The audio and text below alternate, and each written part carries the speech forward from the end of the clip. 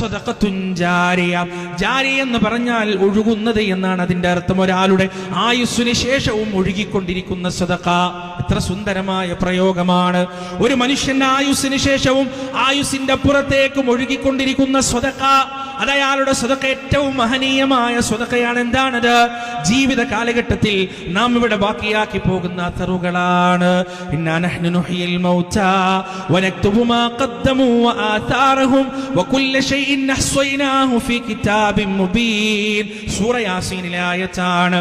മഹാനായ ഡോക്ടർ ഉസ്മാൻ സാഹിബ് മരിക്കാൻ കിടക്കുമ്പോ അദ്ദേഹം അങ്ങനെ കരയുകയാണ്. അദ്ദേഹത്തിന്റെ കണ്ണങ്ങനെ നിറഞ്ഞൊഴുകുകയാണ്. ആളുകൾ ചോദിക്കുന്നു, എന്താണ് ഡോക്ടർ നിങ്ങൾ ഇങ്ങനെ കരയുന്നത്, നിങ്ങളെ സങ്കടപ്പെടുത്തുന്നത് എന്താണെന്ന് ചോദിച്ചപ്പോ അദ്ദേഹം മറുപടി പറയുകയാണ്, ഈ ആയത്താണ് ഓതുന്നത്.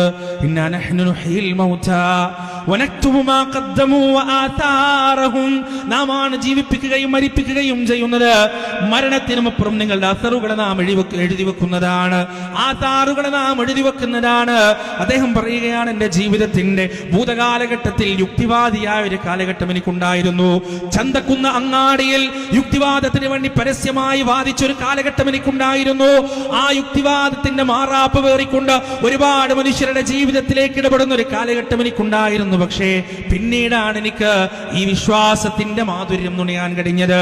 ഈ യുക്തിവാദം എന്ന് പറയുന്നത്, ഈ നിരീശ്വരവാദം എന്ന് പറയുന്നത് ഒരടിസ്ഥാനവുമില്ലാത്ത പമ്പര വിഡ്ഢിത്തമാണെന്ന വസ്തുത ഞാൻ മനസ്സിലാക്കി തിരിച്ചു വരുന്നത് പിന്നീടാണ്. പക്ഷേ ആ കാലഘട്ടത്തിൽ എന്റെ പ്രവർത്തനത്തിന്റെ അസറിന്നും നിലനിൽക്കുന്നുണ്ടാവും.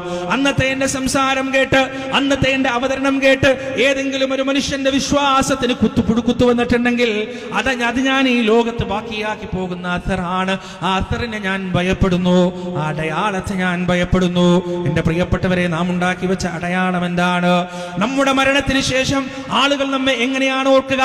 നാം ഉണ്ടാക്കി വെച്ച ബംഗ്ലാവ് പോലെയുള്ള വീടിലൂടെയാണോ, അതല്ലെങ്കിൽ നാം വളർത്തിയെടുത്ത വിശാലമായ കച്ചവട സാമ്രാജ്യത്തിലൂടെയാണോ, അതല്ല നാം നാട്ടിലുണ്ടാക്കിയ 5 നേരവും ഹയ്യാല സ്വലാ എന്ന മധുരമായ ബാങ്കിന്റെ ധ്വനികൾ ഉയരുന്ന പള്ളിയിലൂടെയാണോ, അതല്ല നാം തളിച്ചു വെച്ച തൗഹീദിന്റെ പ്രബോധനത്തിന്റെ ആ പരിശ്രമത്തിന്റെ വഴിയിലൂടെയാണോ?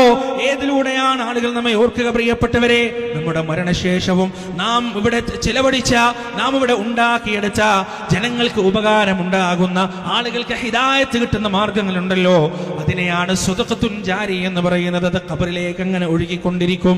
ആ ഒഴുക്ക് നിൽക്കുന്നത് വരെ ഒരു കിണർ കുഴിച്ചു കൊടുത്താൽ ആ കിണറ്റിൽ നിന്ന് മൃഗങ്ങളും പക്ഷികളും മനുഷ്യരും വെള്ളം കുടിക്കുന്ന കാലത്തോളം ഇയാളുടെ കിതാബ് അടച്ചു വെക്കുകയില്ല മലക്കുകൾ. ഈ മനുഷ്യന്റെ കിതാബ് അടച്ചു വെക്കുകയില്ല. ആലോചിച്ചു നോക്ക് നിങ്ങൾ, നമ്മൾ മരണപ്പെട്ട് കഴിഞ്ഞാൽ പിന്നെ ഒരു തിന്മയും നമ്മൾ ചെയ്യില്ല, ഒരു തിന്മയും ചെയ്യാൻ കഴിയില്ല. ആ സമയത്തും മലക്കുകൾ ഈ ലോകത്ത് എഴുതിക്കൊണ്ടിരിക്കുകയാണ് നമ്മുടെ നന്മകൾ അവരങ്ങനെ എഴുതിക്കൊണ്ടിരിക്കുകയാണ്.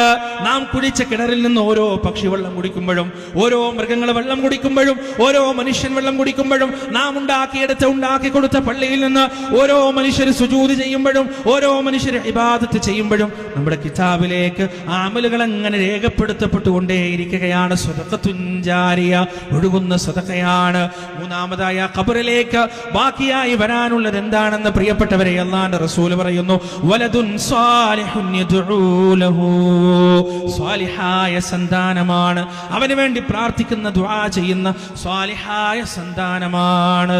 അതുകൊണ്ട് എന്റെ പ്രിയപ്പെട്ടവരെ, എന്റെ മക്കൾ ഇന്നത് പഠിച്ചിട്ടുണ്ട്, ഇന്ന വീട്ടിലാണ് കല്യാണം കഴിച്ചത്, ഇന്ന ജോലിയാണ് അവൻ ചെയ്യുന്നത്, ഇത്ര അക്കശമ്പളമാണ് അവൻ വാങ്ങിക്കൊണ്ടിരിക്കുന്നത് എന്ന് പറയുന്നതിനേക്കാൾ അപ്പുറത്ത് എന്റെ കുട്ടി സ്വാലിഹാണ്, ദരിദ്രനാണെങ്കിലും കൂലിപ്പണിയെടുക്കുന്നവനാണെങ്കിലും സ്കൂളിലോ അതല്ലെങ്കിൽ കോളേജുകളിലോ വലിയ പെർഫോമൻസ് ഒന്നും കാഴ്ചവെക്കാൻ അവന് സാധിച്ചിട്ടില്ലെങ്കിലും അവൻ സ്വാലിഹാണ്, തഹജ്ജുദ് നിസ്കരിക്കുന്നവനാണ്, അള്ളാന്റെ മുന്നിൽ കൈനീട്ടുന്നവനാണ്, കരയുന്നവനാണ്, ദഅവത്തിന്റെ വീതിയിൽ സജീവമായുള്ളവനാണെന്ന് പറയാൻ ഒരാൾക്ക് സാധിച്ചാൽ ആ മകന്റെ ഇസ്തിഗ്ഫാറാണ്, ആ മകന്റെ ദുആയാണ് ഖബറിലേക്ക് അങ്ങോട്ട് ഒഴുകി വരിക.